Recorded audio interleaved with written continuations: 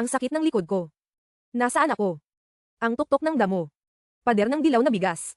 At ang amoy ng dagat. Teka, anong mali sa memorya ko? Wala na ako sa mundo. Master, napakatalino mo. Ang iyong asawa, si Wang Dazo, ay isang Umalis siya mangisda. sa dagat 3 buwan na ang nakakaraan at nakatagpo Hindi na ng siya bagyo. bumalik. Iniwan niya ang 2 anak. Ang kanyang anak na babae, si Wang Xiaosoy, kanyang anak ay na si 6 Wang na taong Xiaogu, gulang, ay 4 4 na taong gulang. Umakyat ka sa bundok para maghukay ng ligaw na gulay at Masakit nahulog. Ang likod mo. Hindi ko inaasahan na isang 28 taong gulang na gourmet master. Magiging balo ng magsasaka na may 2 anak. Nanay, gising ka na. Masakit pa ba ulo mo? Hindi. Ang 2 batang ito ay kasing payat ng sitaw. Dilaw ang kanilang buhok. Puti ang damit nila. Kulot ang manggas nila. Anyway, dahil nandito na sila, responsibilidad ko ang 2 batang ito. Ano pa ang kailangan mong kainin sa bahay? May kalahating bag ng magaspang na butil. 2 itlog. At pumitas ako ng ilang ligaw na gulay sa umaga. Kawawa naman talaga ang pamilyang ito. Ngunit ako ay isang gourmet master. Hanggat may sangkap. Kahit na ang pinakakaraniwang sangkap. Kaya kung gumawa ng mga bulaklak, Xiaosoy. Kumuha ka ng isang bote ng tubig, at dalhin ang mga itlog. Nanay, hindi mo ba itatago ang mga itlog para sa pagkain? Hindi. Malakas ang mga tao. Wala tayong magagawa kapag gutom tayo. Kain muna tayo. Okay. Ang mga ligaw na gulay ay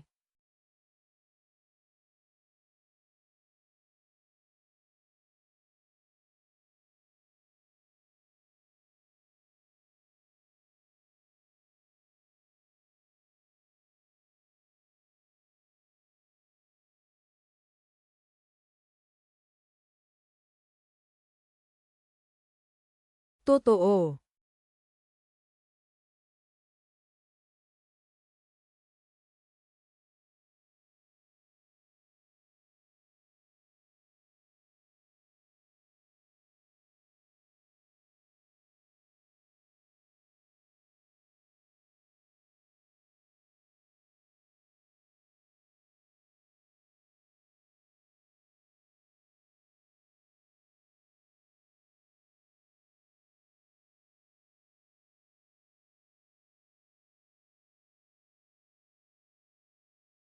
Sa hangin ng bundok ka lang makakain. Ngunit mayroon akong libo-libong mga recipe sa aking isip. Siguradong mabubuhay ako. Xiaosoy, pupunta ako sa county ngayon. Manatili ka sa bahay at bantayan mo ang kapatid ko. Okay, nanay, huwag kang mag-alala. Ito ang natirang lugaw na niluto gamit ang magaspang na butil. Sapat na ang kainin mo. Mama, bumalik ka ng maaga. Mabuting bata. Sa kabutihang palad, ang nayo ng Qingshan ay 1 oras lamang ang layo mula sa county. Normal ang negosyo ng pagkain dito. May ilang bisita. Napaka-ordinaryo din ng mga binibenta nila. Pasta at kanin lang. Pareho lang ang lasa. Walang espesyalidad. Paano ang negosyo? Ganon lang. Maliit na negosyo lang. Napakaraming bagay na maibibenta sa kalyeng ito. Pareho lang naman. Ang tahanan ng bawat isa ay higit na mas mahusay kaysa sa lahat. Mayroong ilang mga varieties. Ang lasa ay karaniwan. Walang espesyalidad. Kung makakagawa ako ng kakaiba sa karaniwan, magkakaroon ng pagkakataon. Ito ang Fuman Restaurant, tama ba? Ang pinakamalaking restaurant sa county. Dapat mayroong maraming magagandang bagay sa kusina. Ano ang itinapon ng maliit na kapatid na ito? Parang chicken wrap. Maliit na kapatid, maaari ba akong ibenta ng mga buto na ito? Gusto mo ito? Oo. Para saan? Ang bagay na ito ay hindi pumapatay ng tayo ay nagtatapon. May gamit ako. Magkano pera? Kung ayaw mo ng pera, alisin mo. Anyway, itinapon din. Salamat po. Maaari ko bang kunin ito araw-araw?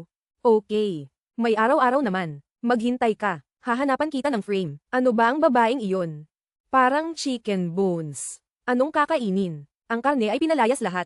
Ang mga buto ng manok ay maaaring gawin sa modernong panahon. Masarap at mura ang manok. Ang karne sa buto ay pinirito at mabango at malutong.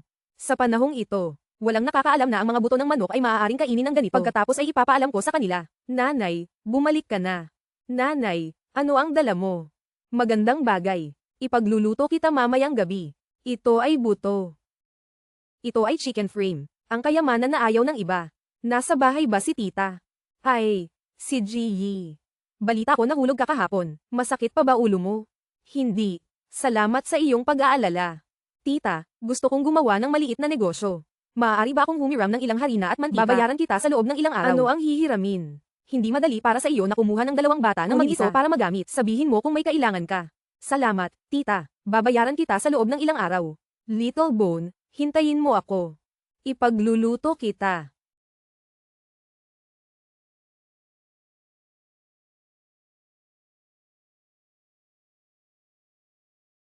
ay marinate ng kalahating oras.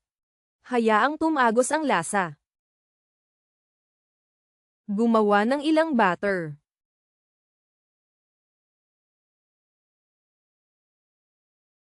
Ang temperatura ng langis ay tumaas. Maaari kang magsimulang magprito. Inay, napakabango. Napakabango nito. Halos tapos na. Ilabas ito at patuyuin ang mantika. Napakataas ng temperatura ng langis ngayon. Ngayon ay iprito muli. Saka lang mas crispy ang chicken frame. Okay, handa na itong ihain. Walang cumin, walang chili powder. Pero may paminta at asin. Okay, subukan mo. Sobrang sarap.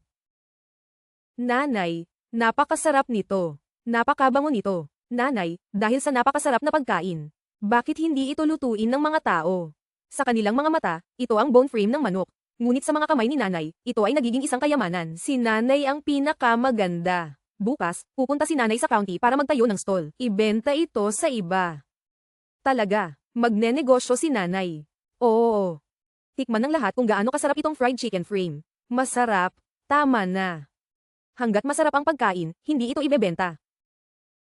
Ano ang amoy nito? Mabango ito. Doon ang stall. Fried chicken frame, malutong at masarap. 5 sentimo kada piraso. Hindi ba bone frame ito? Ito ay malinis. Anong kinakain mo? Oo. Ito yata ang tinapon ng restaurant. Binibenta rin ito. 5 sentimo para makabili ng isang bungkus ng buto. Bakit hindi ka bumili ng 2 meat buns? Kuya, subukan ang 1 libre. Hindi masarap, ayaw ng pera. Maaari ko bang kainin ito? Matitikman mo ito. Wow, bakit ang bango ng karne sa buto? Malutong sa labas, may katas ng karne sa loob. Paano naman? 2 pa, hindi, 3. Magkano? 5 sentimo kada piraso. Mura, 3. Akala ko wala na yung bone frame. Akala ko walang makakain. Ang sarap nito. Ganun ba talaga kasarap? Boss, bigyan mo ako ng 1 piraso upang subukan. Tinawanan mo lang ako. Ngayon ikaw na ang pinakaaktibo sa pila. Hindi ba ito masyadong mabango? Halina kayo at subukan. Mabango talaga itong bone frame. Natatawa ako noon sa mga nagtitinda ng buto. Ngayon ay mabango na talaga. Malutong, malutong. Ang karne sa buto ang pinakamabango. Sold out ngayon, bukas ng madaling araw. Boss, sasama ka ba bukas? Halika, halika araw-araw. Nakabenta ng 120 ngayon. Ang halaga ng pagtakas ay higit sa 100 cents. Ito ay simula pa lamang na bumili ng higit sa 20 libra ng magaspang na butil. Ito ang fried bone frame. Huwag tingnan ang buto, ito ay masarap. Kumain ako kahapon, gusto ko ulit kainin ngayon. Ganun ba kasarap? Malalaman mo kapag natikman mo ito. Ginagarantiya ko na babalik ka ulit bukas. Magprito pa kayo ngayon. Late ako dumating kahapon at hindi ako nakabili. Don't worry, marami akong pinaghandaan ngayon. Tita, ito po ay harina at langis na hiniram ko sa inyo. At itong fried chicken wrap ay para sa iyo. Salamat sa iyong tulong. Napaka-polite mo. Halika, halika, hayaan mo akong matikman ang iyong gawa. Oh my God, napakabango nito. Tita, buti naman nagustuhan mo. Halika at kumain ng madalas sa hinaharap. Sige, paano mo pinalaki ang utak mo? Maaari kang gumawa ng napakasarap na bone frame. Nay, tingnan mo, kabibili mo lang. Nay, may pera ba tayo sa bahay natin? Maaga pa naman, pero aayos pa. Nanay, napakagaling mo. Pinupuri ka ng lahat dahil sa iyong masarap na pagkain. Hindi sapat ang pagbebenta ng fried chicken wrap. Inay, kailangan kong mag-isip tungkol sa pagdaragdag ng ilang mga bagong masasarap na pagkain. Siyempre, maraming magagandang bagay ang nasa isip ni nanay. Oh, nandito ka na naman para kolektahin ang chicken wrap. Oo kuya, may ayaw ka pa ba ngayon? Oo, walang may gusto sa grupo ng mga ulo ng pato, leeg ng pato, binti ng pato. Alisin mo kung gusto mo. Mahusay, gusto ko silang lahat. Bakit gusto mo ang mga ito? Ano ang maaari mong kainin sa leeg ng pato? Kuya, wait and see. Pakitikman ang aking nilagang leeg ng pato sa loob ng ilang araw. Okay, maghihintay ako. Nanay, ano ang hinahanap mo? Para sa pampalasa, star anise, cinnamon, bay leaves. Mayroon akong sapat na mga ito. Anong masarap na pagkain ang gusto mong gawin? Nilagang leeg ng pato, nilagang ulo ng pato. Maghintay ka. Ngayon, hahayaan kitang tikman ang sariwang nilagang leeg ng pato. Ang kaluluwa ng braised duck neck ay itong palayok ng nilagang tubig.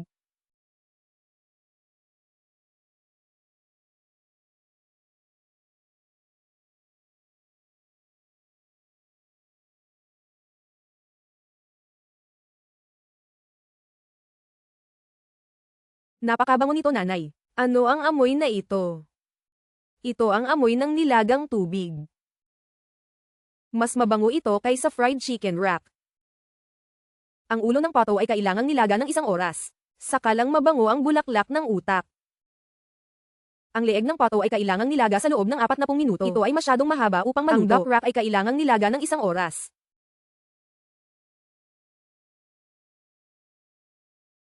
Halika, tikman ang leeg ng pato. Medyo maanghang. Maanghang ba? Tapos dagdagan ko pa ng sili next time. Hindi. Ito ay maanghang at masarap. Nanay, gusto ko pa. Ano ang nasa loob ng ulo ng pato? Malambot at mabango. Yan ang bulaklak ng utak. Masarap ba? Sobrang sarap. Nanay, paano mo magagawa ang Marami akong alam. Nilagang ulo ng pato, nilagang leeg ng pato, nilagang pato, mga bagong produkto ay laging sariwa. Madam, ano itong bagong estilo? Nilagang leeg ng pato. Mangyaring subukan ito. Hindi ito masarap at walang gastos. Ano ang maaari kong kainin sa leeg? Napakapayat nito. Mangyaring subukan ito. Medyo maanghang pero mabango. Ang karne ay mahigpit na nakadikit sa buto. Ang dami mong ngumunguya, mas masarap. Paano ito? Bigyan mo pa ako ng 2. Hindi, 5. Ito ay isang magandang laro. Madam, magkano ang ulo ng pato? Gusto ko ng 5. Bawiin mo at patikim sa nanay ko. Ang ulo ng pato ay 8 sentimo. Ang leeg ng pato ay 3 sentimo. Gusto ko ng 3 sentimo. 3 sentimos din ang presyo ng itik. Ano ang lasa ng ulo ng pato? Bigyan mo rin ako ng 1. Diyos ko. Napakabango ng utak. Ito ay mabango at malambot. Paanong hindi ko nalaman noon na napakasarap ng ulo ng pato? Ang karne sa buto ay mabango. Ito ay isang magandang alak. Gee, kumusta ang negosyo ngayon? Tita, sobrang busy ko. Gusto mo bang tumulong? 20 sentimo sa isang araw. Talaga. Ang sarap sa pakiramdam. Sasama ako bukas. Magaling yan. Mas maluwag ang pakiramdam ko kapag natanggap ko ang tulong mo. Matalino kang tao. Tinatapon ko noon ang mga bagay na ito. Nakagawa ka ng magandang deal sa kanila. Ang lahat ng ito ay kapaki-pakinabang. Hindi masasayang ang magagandang bagay. Inay, ito ba ay mga barya?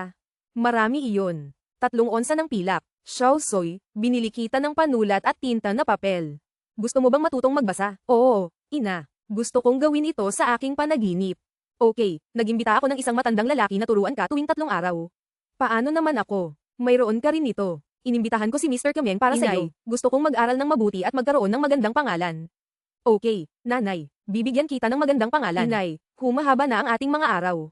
Pag-anda na ang mga araw natin. Hindi naman kalayuan. Ito ay magiging mas mahusay sa hinaharap. Inay, ito ang aming tindahan. Oo, gusto mo ba ito? Napakalaki nito. Mas malaki pa sa bahay namin. Dito tayo kumikita sa hinaharap.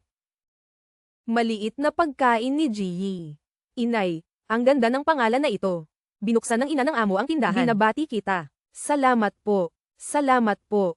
Umupo sa loob. Magaling yan. Sa hinaharap, maaari kang kumain ng pitong manok sa tindahan. Bigyan mo ako ng 1 piraso ng leeg. Bigyan mo ako ng 1 pang bote ng alak. Gigi, napakaraming customer. Hindi ako makakapunta. Tita, maaari mong tawagan ang mga customer. Ko ang manok. Gigi, magkano ang kinita mo ngayon? Ito ay higit sa doble sa presyo ng stall. Diyos ko. Ngunit ang mga ito ay hindi sapat. Kailangan kong magdagdag ng ilang mga bagong produkto pa. Ibinenta mo ang lahat ng ito. Tita, ganito ang negosyo. Hindi mo hahayaang mapagod ang mga customer. Kailangan mong tikman ang mga bagong bulaklak upang mapanatili ang mga tao. Ano ang gusto mong gawin? Tita, alam mo ba ang red shell bug sa ilog sa labas ng lungsod? Alam ko. Ang peste na iyon ay nabubulok bawat taon. Sinisira nito ang mga pananim at lahat ay nag-aaway. Ano, gusto mong? Oo, gusto kong gawing masarap. Nakakain ba ang bagay na iyon? Tita, wait and see. Nabubulok na naman ang peste na ito. Masakit sa mga magsasaka. Ito ay nabubulok bawat taon. Hindi ko kayang tapusin. Tiyo, kukunin ko na ang bagay na ito. 1 sentimos bawat pusa. Ano, gusto mo bang bilhin ang peste na ito? Oo, kukunin ko hanggat kaya ko. Ito. Miss, hindi ka nagbibiro ha? Matigas ang bagay na ito at kakaunti ang laman. Putik lahat. Makakain kaya ito? Oo, tapos na at mabango. Sige, ibibigay ko sa iyo. Anyway, hindi natin maaalis ang bagay na ito. Erwa, Saning, kumuha ng mga pulang surot sa ilog. May nangongolekta sa kanila. 1 sentimos bawat pusa. Talaga. Maaari ba nilang ibenta ito sa gabing yun? Pero kunin natin. Ang crayfish ay dapat hugasan ng malinis at alisin ang hipon na linya. Napakahalaga ng hakbang na ito. Kung hindi mo aalisin ang linya ng hipon, magkakaroon ka ng amoy ng lupa.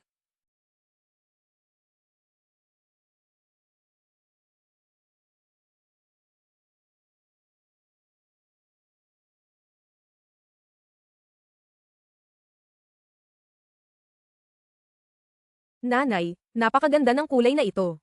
Pula ito at napakabango. Maaari ko bang subukan ang isa? Halika, turuan kita kung paano balot ito. Hawakan ng iyong ulo at i-twist ito. Pagkatapos ay buksan ang shell ng buntot ng hipon. Lalabas ang laman ng hipon. Oo.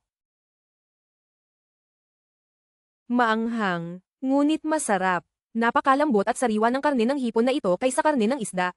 Nanay, napakasarap nito. Kumain pa kung masarap. Ibenta ito bukas sa tindahan. Madam, ano ito? Mga pulang shell na bug. Mga pulang shell na bug. Nahuhuli ang yulang sa ilog. Ang sarap. Subukan ito ng libre ngayon. Hindi ba ito ang haichong sa ilog? Maaari ba itong kainin? Kailan mo binaygo ang mga tao? Subukan ito. Susubukan ko.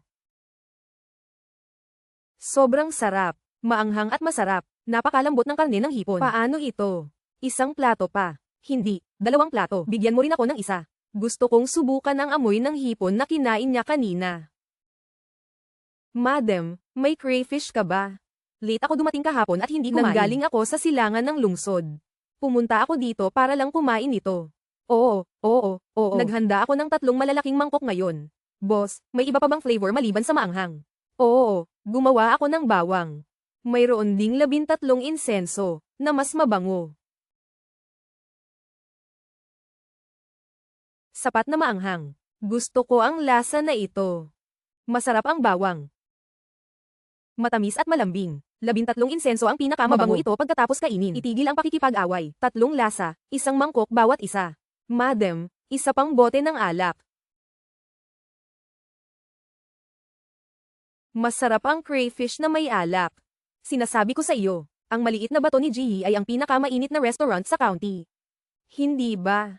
Pumupunta ako dito para mag-report araw-araw pagkatapos ng trabaho. Jihi, tingnan mo ang negosyong ito. Nabuhay ako ng kalahating buhay at hindi pa nakikita ang bayang ito. Wala dito, tita. Ang ating magagandang araw ay nasa huli pa rin. Tinutulungan kitang maglinis ng mga mangkok. Tinulungan ko siyang magpunas ng mga mesa. Mabuti, kayong lahat ay aking mabubuting katulong. Little Bone, dadalhin kita ngayon para bumili ng bagong damit. Talaga, bagong damit. Inay, masusuot pa natin ang ating mga damit. Hindi na kailangang bumili. Loko anak, wala sa laylayan ang manggas mo. Maikli din ang pantalon ng Little Bone. Pumasok at pumili. Uy, ilang tao ang gustong bumili ng tela? Gumawa ng damit para sa bata. Inay, napakalambot ng telang ito. Masarap ang lasa ng batang babae. Ito ang pang-itaas na cotton cloth. Ito ang pinakakomportable na gumawa ng mga damit. Inay, gusto ko itong asul. Okay, bigyan ang maliit na buto ng asul. Little Sue, anong kulay ang gusto mo? Kakayanin ko pareho. Maganda ang pink na ito. Bagay sa mukha mo. Madam, pink din. Inay, masyadong mahal ba ito? Ano ang mahal? Si nanay ay kumikita na ngayon. Gusto kong magsuot ka ng magandang damit. Pinuproblema kita dati. Ngayon gusto kong bumawi. Si nanay ang pinakamaganda. Boss Lin, hindi ka pumili ng isa. Oo nanay, bumili ka rin. Puro puti ang mga lumang damit mo.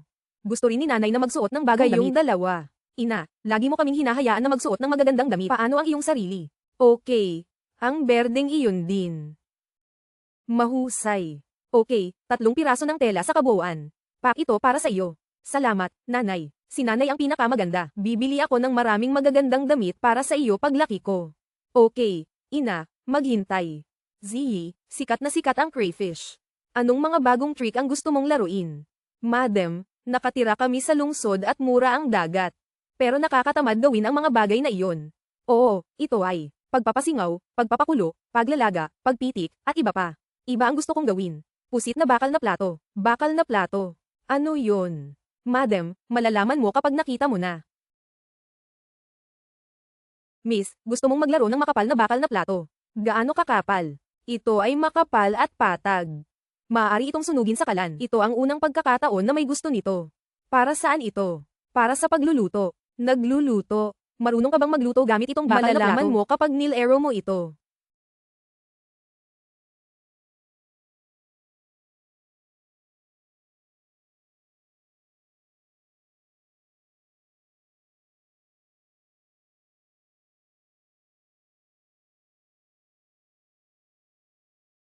Sir, kainin mo na ang bakal na pusit habang mainit.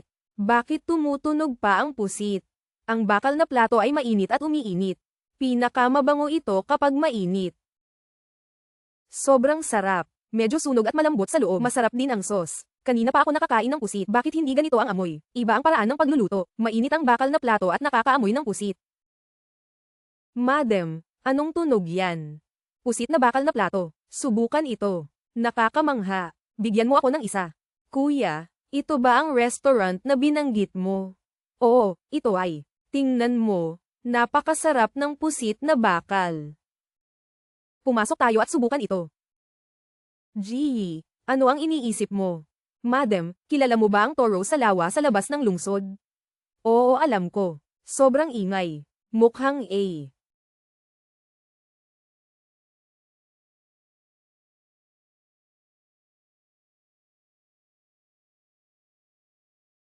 Gusto kong subukan ito. Maaari itong kainin. Ang sarap kapag tapos na. Miss, gusto mo bang bumili ng bullfrog? Kukunin ko hanggat kaya ko. Bakit mo ito binibili? Ang bagay na ito ay makukuha lamang sa farmasya. Maaari itong magamit bilang gamot. Walang kumakain nito. Ginagamit ko ito sa pagluluto. Nagluluto. Maaari mo bang kainin ito? Oo, masarap. Anyway, nagbebenta din ako ng mga tindahan ng gamot. Ibibigay ko sa'yo.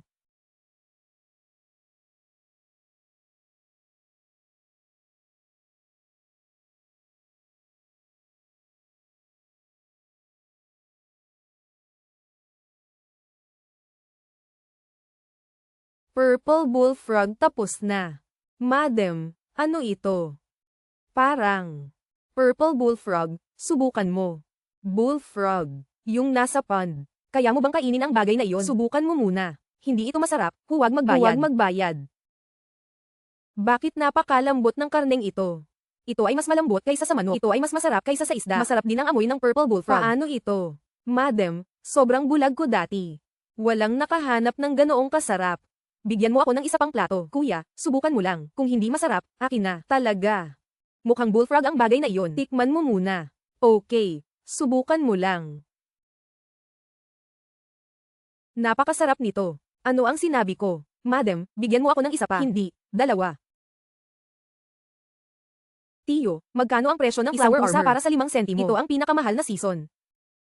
Bigyan mo ako ng 20 kati. Okay. Miss, may restaurant ka ba? Ang dami mong binili. Oo, 1 oras lang. Oh, ikaw pala. Balita ko masarap ang pagkain mo. Madalas dumarating si Tito. Kumain na po kayo. Okay.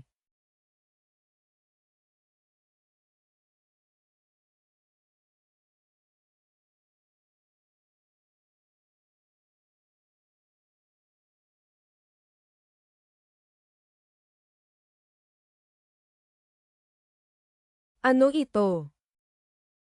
Flower armor powder. Maaari mong buksan ito at malalaman mo. Napakabango nito. Napakabango ng bawang. Napakataba ng flower armor. Ito ay sariwa at malambot. Pakitikim ng vermicelli. Ang sarap nitong vermicelli. Puno ito ng katas. Makinis at mabango. Ito ay mas mahusay kaysa sa flower armor. Ano ang nakain niya? Amoy ganito. Flower armor powder. Kinain ko ito kahapon. Kinain ko lang yung vermicelli.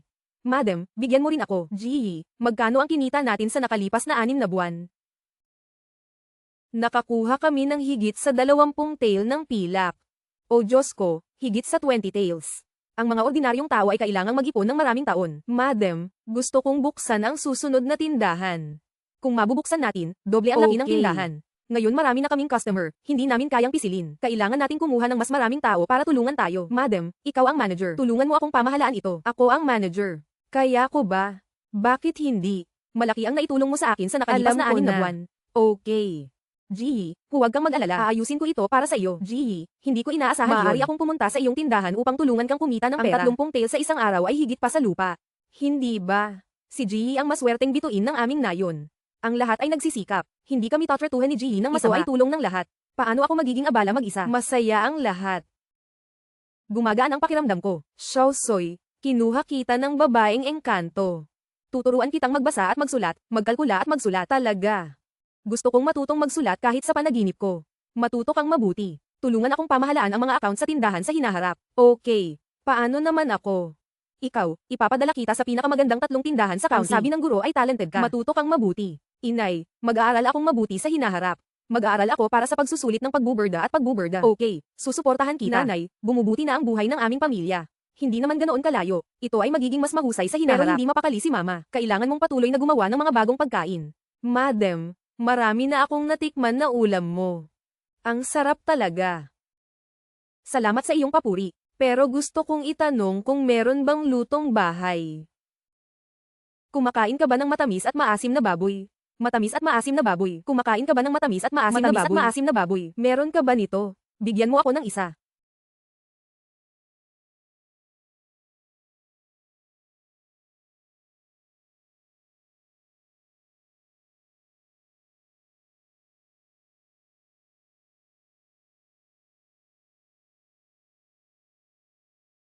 Sir, matamis at maasim na baboy, enjoy po kayo.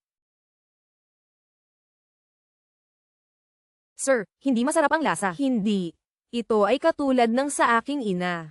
Umalis ako sa bahay sa loob ng 15 taon at pumunta sa Hilaga at Hindi ko na natikman ang lasa na ito. Madam, maraming tsaa. Ako ay isang mga ngalakal ng sutla mula sa Jiangnan. Pumunta ako sa kalsadang ito ng ilang beses sa isang taon. Pupunta ako dito para kumain tuwing dadaan ako. Okay. Welcome. Chen, ito ba yung shop na nabanggit mo? Oo, subukan ang kanilang matamis at maasim na baboy. Ang galing.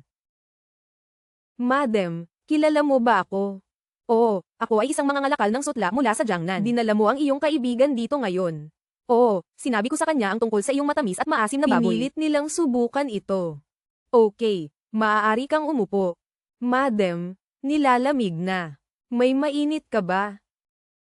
Oo, magkaroon ng isang mangkok ng mainit na sopas upang magpainit sa iyo. Mayroon ako. Subukan ang matamis at maasim na baboy. Ano ito? Hindi ko pa ito narinig. Ito ay mainit at masarap. Maaari mo itong subukan. Ito ay tumatagal ng 4 hanggang 5 oras upang lutuin ang sopas. Pagkatapos ang kakanyahan ng sopas ay ganap na luto. Subukan ito. Inay, bakit ang tigas ng cake? Kaya mo bang kainin? Hindi ito kinakain ng diretso. Masisira na nito ang sabaw. Tingnan mo, kasing laki ito ng puting butil. Kung mas nasira ito, mas mabuti. Kung mas nababad ito, mas mabuti. Madam, mayroon ka bang mainit na pagkain? Malamig at malamig. Subukan ang mutton foam. Foam ng tupa. May foam ka dito. Oo. Sir. Madam, 20 years na akong wala. This is the first time na nakatikim ako ng hometown flavor. Kumain ka na lang. Isa pang mangkok. Isa pang mangkok. Sir, ito ay masyadong maraming pera. Hindi. Sulit ang pagkain na ito. Madam, kung gaano karaming tao ang makakain ng pagkain ito. Napakasarap niyan. Gagawin ko. Madam, isa pang mangkok ng bula. Gusto ko pa ng karne ng tupa. Malamig at mainit. Nag-iinit ang pakiramdam ko. Madam, nakain ko na ang karamihan sa mga ulam mo. Mayroon bang sariwang pagkain na hindi mo pa nakakain? Oo. Ngunit nangangailangan ito ng maraming pagsisikap. Kailangan mong maghintay ng kalahating oras. Ayos lang. Maghihintay ako.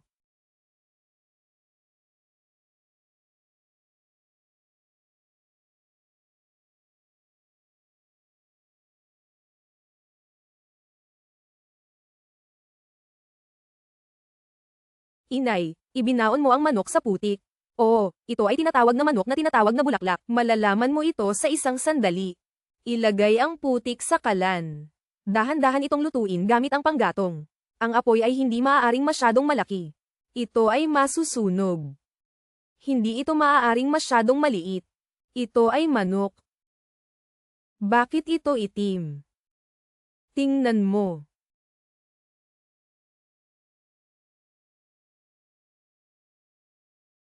Ang amoy.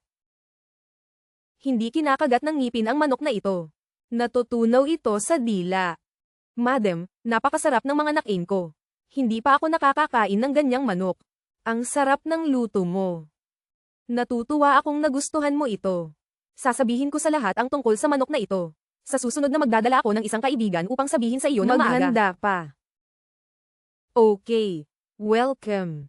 Madam, meron po ba kayong manok na tinatawag na bulaklak?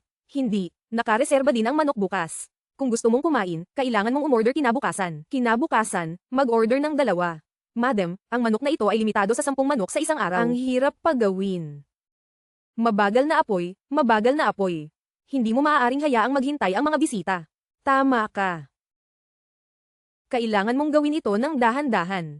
Madam, tagsibol na naman. May gulay ka ba? Oo, nilagang alimango. Ano ang nilagang alimango? Isang tradisyonal na ulam, alimango at orange na magkasama.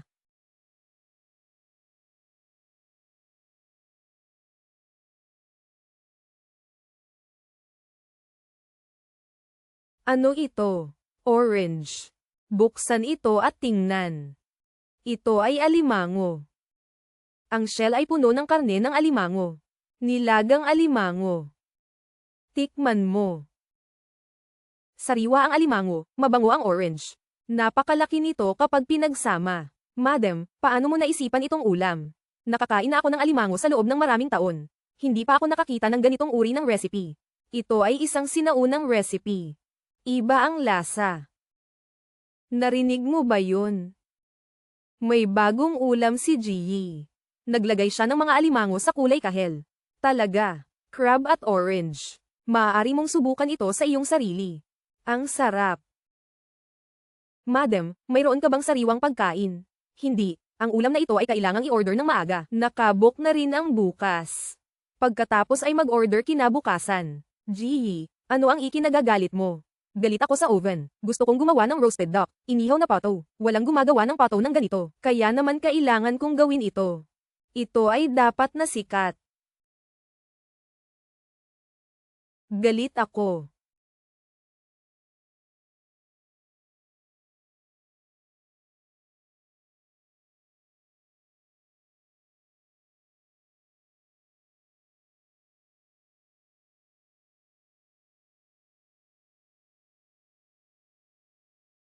Mayroong tatlong paraan upang kumain ng inihaw na pato. Tatlong paraan. Ang unang paraan ay ang isawsaw ang balat ng pato sa asukal.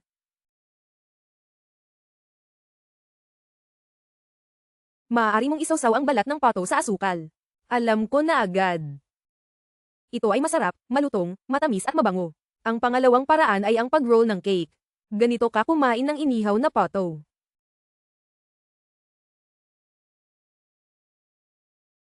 Ito ay mahusay. Malambot ang dahon ng lotes at malambot ang pato. Malutong ang berdeng sibuyas. Ang matamis na sarsa ay maalat at mayaman. Ang ikatlong paraan ay pakuluan ang sopas. Kumain ng inihaw na pato at uminom ng isang mangkok ng sabaw ng pato. Ang galing. Hindi pa ako nakakain ng ganoon kasarap na pato. Mayroon bang inihaw na pato? Kailan natin ito kakainin kung magpapa-appointment tayo? Ito ay ang unang buwan. 5 pato lang ang kaya naming iihaw sa isang araw. Sobrang hirap. Sa susunod na buwan. Boss, lumalamig na ngayong taon. Ano pa ang mainit? Mayroong mainit na palayok ng puso ng tupa. Ito ang pinakamainit na pagkain sa taglamig. Tupa? Ang gulugad ng tupa ay hugis puso. Ang karne sa mga buto ay malambot at makatas. Ang utak ay mas maislan. Ang bone marrow ay malambot at makatas. Napakalambot nito. Kung kakainin mo, masarap. Ang bone marrow ay malambot at makatas. Ang bone marrow ay malambot at makatas. Napakalambot nito. Isang pagsubok. Ang init. Pero masarap. Ang tupa ay malambot at malambot. Ito ay masarap. Paano mo sinisipsip ang bone marrow? Gamitin ang iyong bibig upang sipsipin ang bone marrow. Nakakamangha. Napakabango nitong bone marrow, natutunaw sa bibig ko. Ha. Boss, isa pang kaldero. Maaari mo pa bang kainin ito? Oo, kaya ko. Ang dami kong kinakain, mas mabango. Hindi ko mapigil ang kainin ito. Mayroon ka bang tupa, alimango, mainit na palayok? Hindi. Nabook ko na lahat ng 30 pots ngayon. Kung kailangan mong gumawa ng appointment 5 araw ng maaga, pagkatapos ay gawin ito pagkatapos ng 5 araw. Gee, masyadong masikip ang tindahan. Tumingin sa linya sa pintuan. Tita, magbubukas po ako ng branch store. Isang branch store. Oo. Mayroon akong isang malaking tindahan sa kanlurang kalye. Ikaw ang maging tindera. Ako. Pwede ba? Oo. Tita, ikaw ang pinakamahusay. Nagbubukas ng branch store ang tindera. Magaling yan. Hindi na natin kailangang pumila ng ganoon katagal sa hinaharap. Malaki ang lugar, malalaki ang mga mesa, at maliwanag ang pabrika. Nay, nakalkula ko na ang mga account ng 3 tindahan. Kumita kami ngayong buwan. Oo, hindi masama. Nanay, kung mas bukas ang aming mga tindahan, mas malaki ang aming kinikita. Oo, maganda ang negosyo. Lahat ay namumuhay ng magandang buhay. Gee, ikaw talaga ang maswerteng bituin ng aming nayon. Dinadala mo ang napakaraming tao upang mamuhay ng isang magandang buhay. Ito ay tulong ng lahat. Hindi ko kayang mag-isa. Lahat ay namumuhay ng magandang buhay. Gumagaan ang pakiramdam ko. Nay, magkano presyo ng manok ang pinasok mo ngayon? Magkano duckneck? Ilang presyo ng pritong manok at ilang nilagang pagkain? Nakalkula ko na ang mga account. Tingnan ko. Oo, hindi masama. Hindi masama sa lahat. Nay, subukan mo itong matamis at maasim na pork chop. Tama ba ang apoy? Mas maganda ang kulay ng asukal. Nasa lugar din ang maasim at matamis na lasa. Ito ay mas mahusay kaysa sa unang pagkakataon na ginawa ko ito. Oo. Mula ngayon, ipapasa mo ang kasanayang ito. Nay, talagang matututo akong mabuti. Mama, bumalik na ako. Sinabi ng guro na maaari kong subukan ang tongshengshi sa susunod na taon. Okay, naniniwala ako sa iyo. Nanay, kukuha ako ng pagsusulit sa pagbuburda at pagsusulit sa pagputol ng papel sa hinaharap. Ng maayos si nanay. Nanay, maganda ang buhay ngayon. Dapat kang mag-aral ng mabuti at huwag masyadong i-pressure ang sarili mo. Hindi ko kaya, kailangan kong makapasa sa pagsusulit. Ang dalawang payat na bata, na may matalas na mata. At ngayon ang isa ay may kakayahan at ang isa ay advanced. Lahat ay may kanya-kanyang direksyon.